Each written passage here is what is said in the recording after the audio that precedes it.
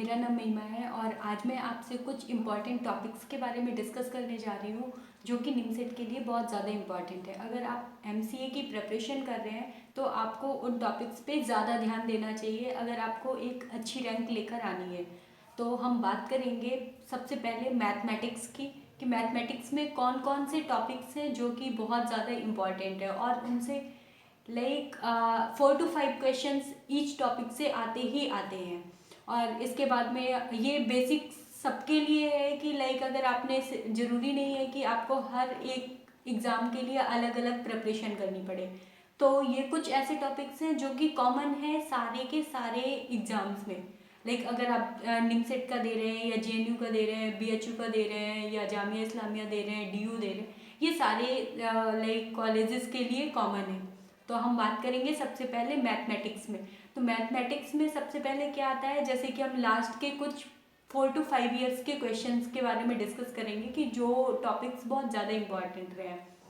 तो हम उसके लिए बात करते हैं। तो सबसे पहले आती है ट्रिग्नोमेट्री। ट्रिग्नोमेट्री से हर ईयर 4 to 5 क्वेश्चंस आते ही आते हैं, मोस्टली सारे के सारे एग्जाम्स में।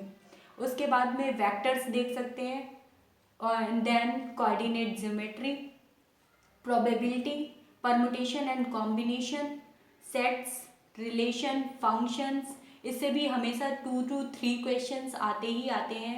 And then quadratic equation NIMCET में 2 to 3 to 4 क्वेश्चंस हर ईयर आ ही जाते हैं।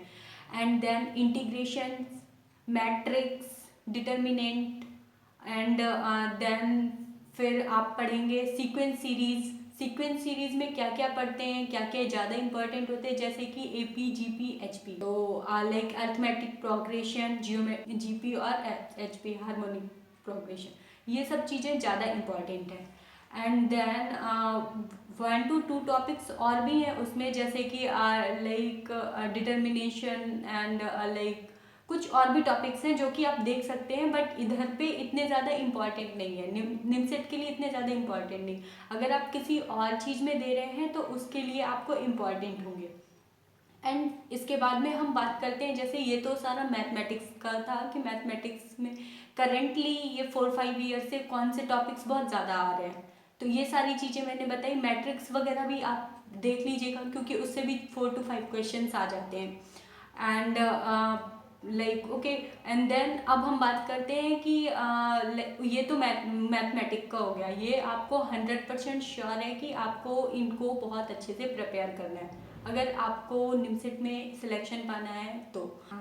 हम बात करते हैं क्वांट एंड रीजनिंग में कौन कौन से टॉपिक्स बहुत ज़्यादा इंपॉर्टेंट हैं जो कि निमसेट के लिए, और बाकी अगर किसी चीज़ में आ जाते हैं, किसी और एग्ज़ाम में आ जाते हैं तो कौन कौन से हो सकते हैं। तो सबसे पहले हम बात करते हैं पजल्स की। पजल्स इसमें बहुत ज़्यादा इंपॉर्टेंट होती है, उसके 4 to 5 क्वेश्चन आते ही आते। तो आपको पजल्स कैसे पढ़नी है, कैसे करना है, वो बिल्कुल उसकी सारी ट्रिक्स आपको आनी चाहिए, और कितनी जल्दी आप पजल्स सॉल्व कर सकते हो, तो वो सारी ट्रिक्स आपको आने चाहिए।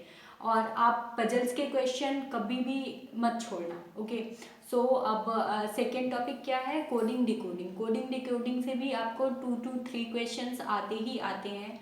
And then series, ranking and order, blood relation, clock, calendar, direct and indirect, sitting arrangement and कुछ और भी टॉपिक्स हैं जैसे सिलोलिज्म, डाइस, इन सब के क्वेश्चंस भी आते हैं। तो कुछ ये जो मैंने टॉपिक्स आपको डिस्कस किए हुए हैं, जो अभी बताए हुए हैं, वो वेरी इंपॉर्टेंट टॉपिक्स हैं। इनसे क्वेश्चन 100% आते ही आते हैं। तो आपको बेसिकली अगर प्रिपेयर करना है तो इन सब चीज़ों पे ज़्यादा फोकस करिएगा। और बाकी अगर आपको वैसे यूनिवर्सिटी वाइज प्रिपरेशन करना है, ये तो मैंने बेसिक्स बता दिया सबके लिए कि निमसेट और जेएनयू, बीएचयू, इन सब के लिए। अगर आपको पर्टिकुलर सब्जेक्ट वाइज करना है, पर्टिकुलर यूनिवर्सिटी वाइज करना है, तो उसके लिए मैं आपको एक अलग वीडियो बनाऊंगी। हर यूनिवर्सिटी का एक खुद का होगा, उसका पैटर्न क्या है, ये सब चीज़ बताऊंगी। उसमें टॉपिक्स क्या क्या पढ़ने होते हैं, एक्स्ट्रा टॉपिक्स क्या क्या पढ़ने होते हैं, उसमें बीएससी का सिलेबस आता है या 12th का सिलेबस आता है, वो सारी चीज़ें मैं आपको अगले वीडियो में डिस्कस करूँगी। एंड यहाँ पे मैं एक चार्ट भी मैंने प्रिपेयर किया हुआ है कि कौन कौन से यूनिवर्सिटीज़ वाइज और निमसेट में